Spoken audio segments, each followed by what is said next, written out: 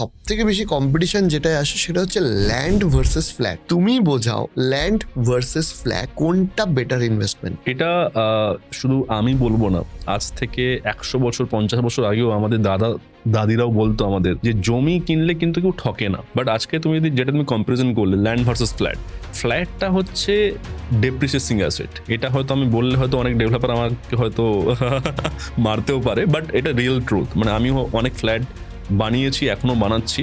But যদি আমি সাধারণ মানুষের অ্যাসপেক্ট যদি দেখি, ল্যান্ড আর ফ্ল্যাটের মধ্যে ফ্ল্যাট কিন্তু ডেপ্রিসিয়েটিং অ্যাসেট। একটা তুমি 1 কোটি টাকার ফ্ল্যাট আগামী 10 বছরে গিয়ে হয়তো 1.5 কোটি 2 কোটি হলো, বাট আফটার 10 ইয়ার্স যত বিল্ডিংটা যত পুরনো হবে it will depreciate. Okay, got it. এই 1 কোটির ফ্ল্যাটটা যখন 2 কোটি হবে, 2 কোটি থেকে কিন্তু কোনোদিন 4 কোটি হবে না। 10 বছর পরে এই 2 কোটিটা 1 কোটি 80 হবে, আবার 1 কোটি 50 হবে, 1 কোটি 40 হবে।